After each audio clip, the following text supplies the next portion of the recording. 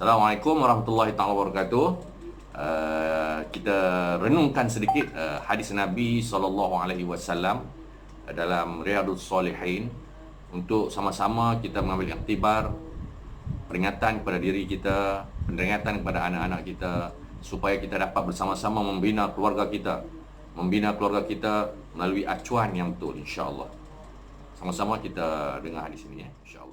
Sallallahu alaihi wasallam, Abu Hurairah radhiyallahu anhu berkata bahawa Rasulullah sallallahu alaihi wasallam bersabda, seorang lelaki yang melakukan solat berjemaah di masjid lebih baik 20 darjat dibandingkan dengan solat yang dilakukan di pasar atau di rumah. Sebab jika seseorang melakukan wuduk dengan baik, kemudian mendatangi masjid hanya untuk solat, maka darjatnya akan ditinggikan satu tingkatan dan keburukannya diampuni setiap kali dia melangkah kakinya hingga ia masuk ke masjid. Bila dia telah masuk ke masjid, ia diberi pahala sebagaimana orang yang melakukan solat sekalipun dia hanya duduk, selama ia menanti solat berjemaah.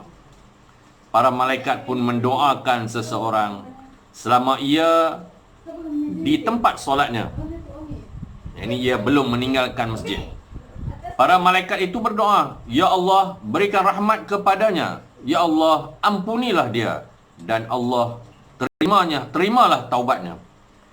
Doa tersebut dibaca oleh para malaikat selama ia tidak menyakiti orang dan tidak berhadas.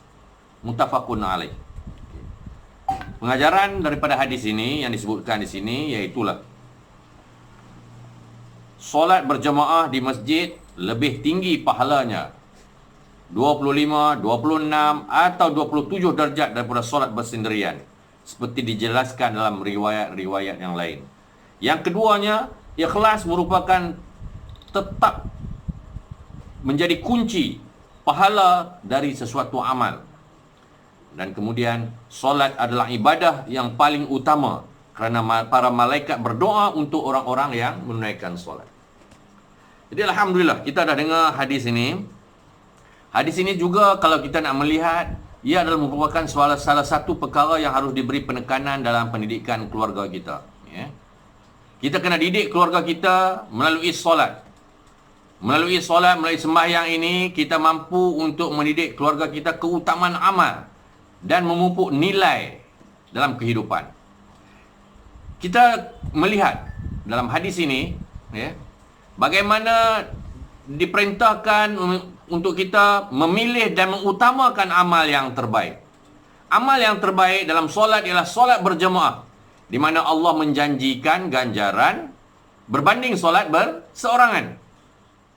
Kemudian, setiap langkah yang dilalui itu, ia akan dapat meningkatkan satu darjat dan menghapuskan satu keburukan, dosa. Ya. Hadis ini, iaitulah supaya kita sentiasa berada dalam keadaan berwuduk dan fokus kepada matlamat. Galakkan berwuduk dari rumah dan niat semata-mata untuk solat. Setiap langkah meningkatkan satu darjat dan menghapuskan satu dosa. Di sini, ya, kita diminta untuk sentiasa bersiap sedia dan tidak menanti saat akhir dalam urusan kita. Dalam arti kata yang lain, dalam hadis menyebutkan bahawa supaya kita menanti untuk solat berjemaah. Ya? Dan amalan solat berjemaah merupakan suatu amalan yang memerlukan persediaan awal dan disiplin diri yang tinggi. Ya? Dan seterusnya kalau kita melihat dalam hadis ini, ya, amalan solat berjemaah merupakan suatu amal, ya, yang mana apabila kita menunggu dan sebagainya, doa malaikat berterusan sementara kita menanti solat berjemaah. Bayangkan tuan-tuan dan perempuan, barakah dan rahmah yang dibawa ke dalam keluarga apabila ahli keluarga kita dididik untuk cinta kepada solat berjemaah.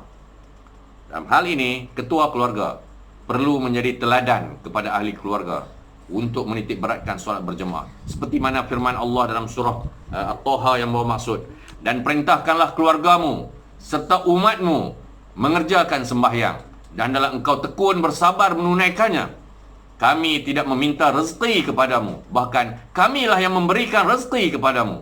Dan ingatlah, kesudahan yang baik adalah bagi orang-orang yang bertakwa. Tingkatkan kualiti solat kita bersama kita, menunaikan solat berjamaah pada bila masa solat berjamaah bersama. Jom solat berjamaah. Jom tingkatkan kualiti solat berjamaah. Assalamualaikum warahmatullahi taala.